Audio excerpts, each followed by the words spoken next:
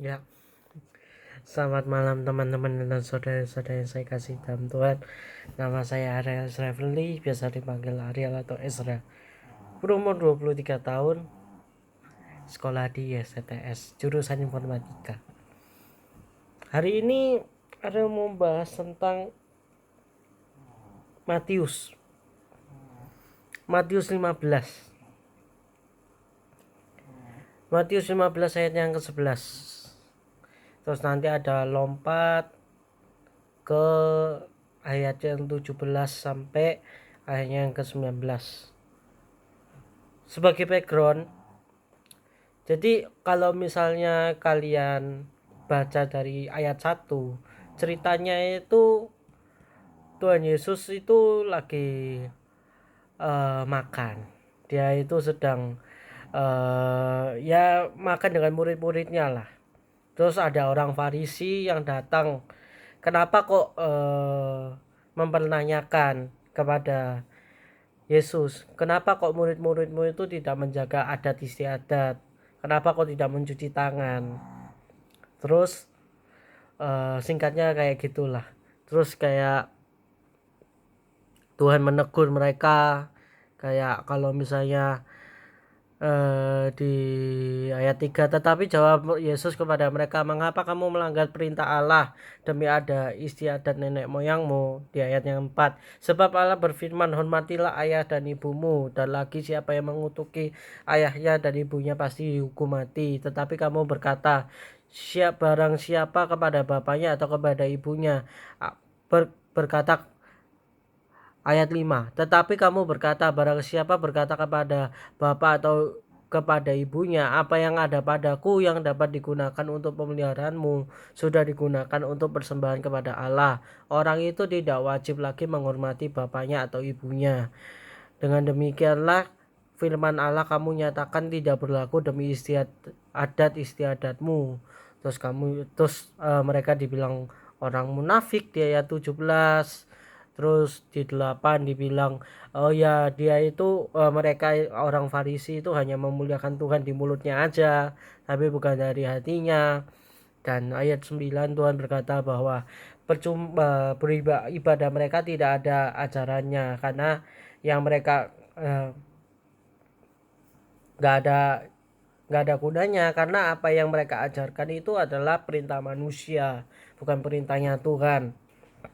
Terus di ayatnya yang ke-11, di 10 itu Tuhan memanggil orang banyak. Di ayat 11 dia berkata, dengar dan camkanlah, bukan yang masuk ke dalam mulutmu yang menajiskan orang, melainkan yang keluar dari mulut, itulah yang menajiskan orang. Di ayat yang ke-17 diperjelas, tidak tahukah kamu bahwa segala sesuatu yang masuk dalam mulut turun ke dalam perut lalu dibuang jamban. Ayat 18, tetapi apa yang keluar dari mulut berasal dari hati, dan itulah yang menajiskan orang. Ayat 19, karena dari hati timbul segala pikiran jahat, pembunuhan, perzinahan, percabulan, pencurian, sumpah palsu, dan hujat. Ayat 20, itulah yang menajiskan orang. Tetapi makan dengan tangan yang tidak dibasuh tidak menajiskan orang. Di sini itu kita bisa belajar gitu loh, bahwa seringkali kita itu terlalu sebagai orang yang religius, orang yang beragama, kita terlalu memikirkan apa yang kita makan, apa yang masuk dalam mulut kita, tetapi kita tidak memikirkan apa yang keluar dari mulut kita. Kita tidak mau makan makanan yang sudah disesembahkan ke leluhur, atau kesesembahkan ke sapa, atau habis sesaja, intinya makanan yang habis dipersembahkan kita tidak mau, makanan yang habis dipelet kita tidak mau, tapi kita tidak pernah menjaga apa yang keluar dari mulut kita. Kata-kata kasar mulut keluar dari mulut kita, kata-kata yang kotor mulut keluar dari mulut kita. Kita berkata kasar, kita miso, kita guyonannya itu bukan guyonan yang kudus, guyonannya hal-hal cabul. Kita membicarakan hal-hal yang cabul, kita membicarakan keburukannya orang lain, kita bergosip. Ya hal-hal seperti itu yang ditegur sama Tuhan. Dari apa yang kita baca di Alkitab tadi, Tuhan itu lebih menekankan, daripada kamu memikirkan apa yang kamu masuk dalam mulutmu, pikirkanlah apa yang keluar dari mulutmu. Karena apa yang keluar dari mulutmu itu berasal dalam hati. Kalau yang keluar dari mulutmu adalah hal yang busuk, berarti hatimu busuk. Kalau hal yang keluar dari mulutmu adalah kejahatan, maka hatimu adalah jahat. Tetapi sebaliknya, kalau mulutmu keluar hal-hal yang baik, memuji Tuhan, memuji orang lain, keluar hikmat, berarti hatimu dipenuhi oleh Roh Kudus. Hatimu itu dipenuhi oleh hal-hal besi. Dipenuhi firman Tuhan, hikmat-hikmat Tuhan. Loh, hikmat bukannya ada di pikiran ya, Ariel? Kita baca kan tadi dalam 19 ayat yang 19, karena dari hati timbul segala pikiran jahat. Berarti segala apapun yang kita pikirkan itu timbulnya dalam hati. Berarti kita bisa katakan juga bahwa hikmat-hikmat Tuhan itu asalnya itu dari hati gitu loh.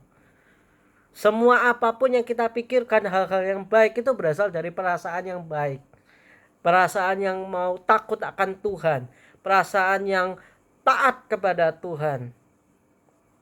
Itulah asal dari hikmat Tuhan semuanya. Pikiran-pikiran yang baik. Hikmat Tuhan berasal dari Tuhan. Tapi karena ada hikmat Tuhan, muncullah perasaan-perasaan yang, oh ya, aku mau takut akan Tuhan. Oh ya, aku mau melakukan firman Tuhan. Dari situlah tumbuh pikiran-pikiran, oh ya, aku mau menolong orang. Oh ya, aku mau berbagi. Oh ya, aku mau mentaati peraturan ini. Oh ya, aku tidak mau nonton porno lagi. Oh ya, aku mau berbuat baik, dan seterusnya dan seterusnya. Jadi kalau misalnya apa yang keluar dari mulut kita masih tidak baik, bertobatlah ya. Mari kita tutup dalam doa. Selamat malam Bapa, selamat malam Tuhan Yesus, selamat malam Roh Kudus. Tuhan, terima kasih atas kamu Tuhan. Pada hari ini Tuhan, terima kasih atas kamu Tuhan. Kami sudah mendengarkan firman-Mu Tuhan, kami sudah mendengarkan hikmat-Mu Tuhan.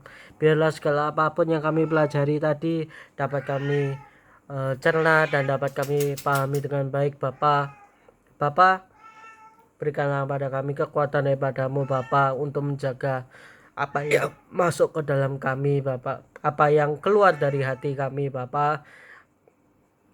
Karena segala apapun yang keluar dari mulut kami itu berasal dari hati, dan kalau hatinya jahat, keluarlah jahat. Kalau hatinya baik, keluarlah yang baik Bapa.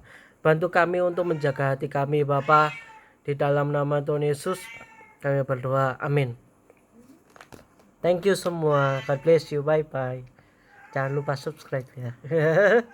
Di like juga, nyalain notifnya supaya kalau keluar video yang baru kalian bisa tahu.